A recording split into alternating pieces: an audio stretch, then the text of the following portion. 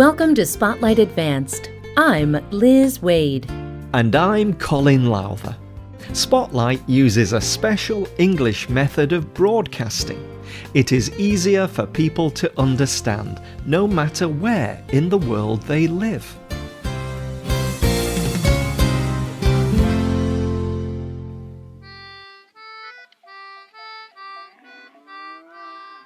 In a video on YouTube, a little girl sits next to a fence. On the other side of the fence, there is an open field. On the far side of the field, there are cows. The cows are just standing quietly and eating grass. Then, the girl starts to play a little song. Immediately, the cows begin to run toward the music. They seem to want to hear more. The little girl plays the song again. The cows stand and watch her and listen quietly. What was happening here? Do cows love music? Maybe they only like some kinds of music and not other kinds. Cows are not the only animals that react to music. Today's spotlight is on the relationship between animals and music.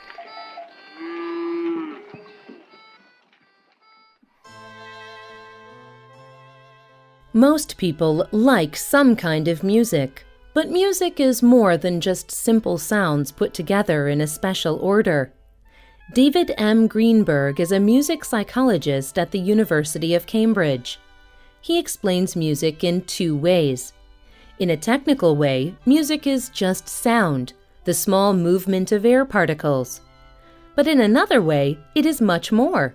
He wrote for Psychology Today that music reaches us on intellectual, social and emotional levels. Many people describe it as spiritual or mystical. Music can create a state of mind in the person playing and the people listening. It is difficult to describe with words. Music can show us a side of ourselves we may have long forgotten or never knew existed.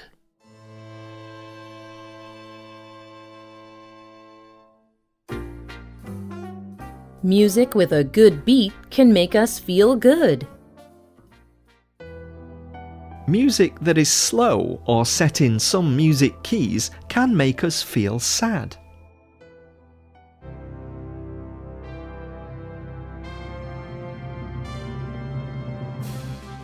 Some music builds and builds and can make us feel excited and full of energy. Is this the way that animals understand music? Would a dog cry when it heard a beautiful symphony?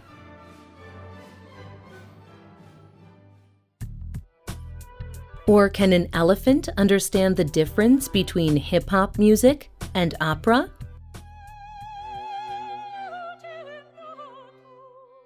A dog and an elephant can make noises, but it is not music, at least not human music. But there is an animal that makes sounds like what we might call music. It is the bird. Hollis Taylor wrote a book called Is Birdsong Music? She spoke to the Science Show on the Australian Broadcasting Corporation.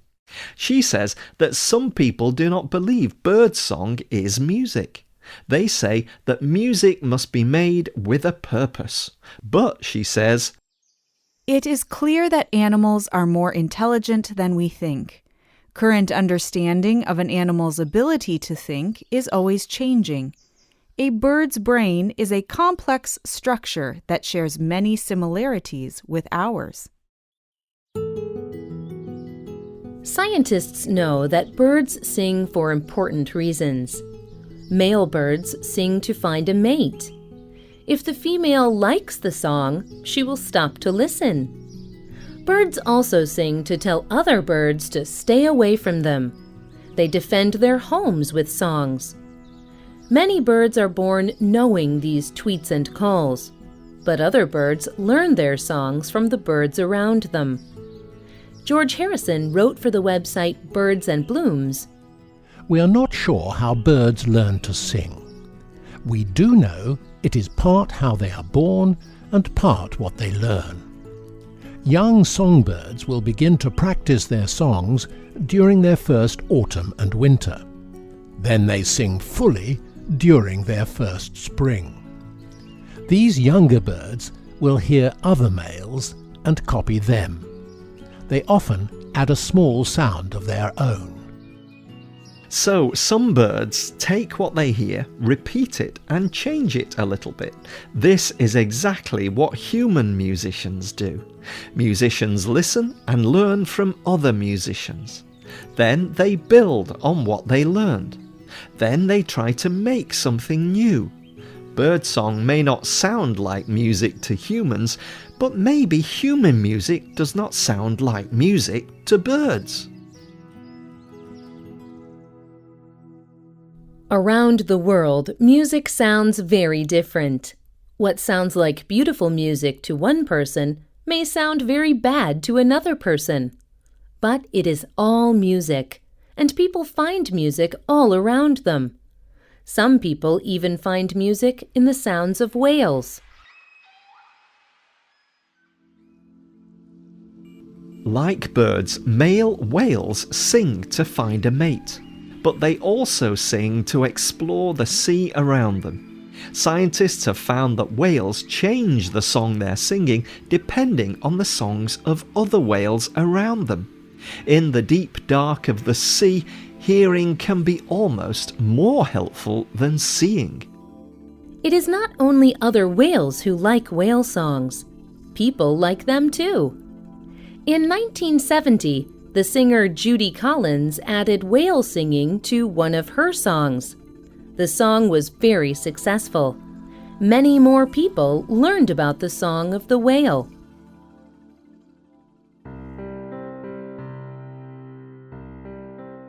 It is clear that animals do not communicate the way people do, but they do communicate.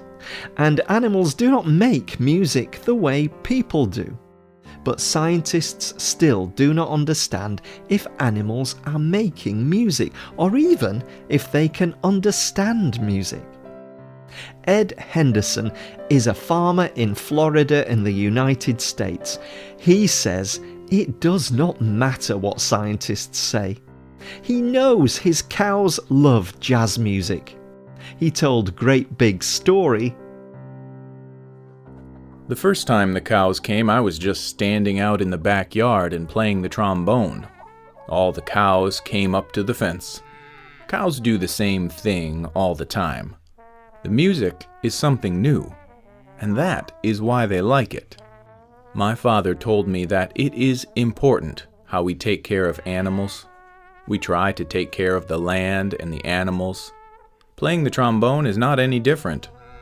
It is all about caring for the animals. The animals care. You play music to them, and they're going to remember that."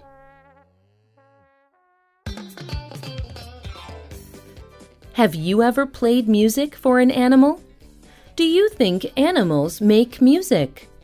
Do you think they enjoy music? Tell us what you think. You can leave a comment on our website or email us at radio@radioenglish.net. You can also comment on Facebook at facebook.com/spotlightradio.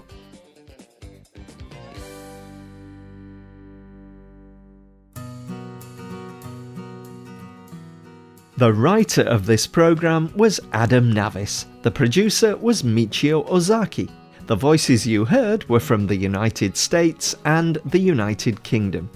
All quotes were adapted for this program and voiced by Spotlight.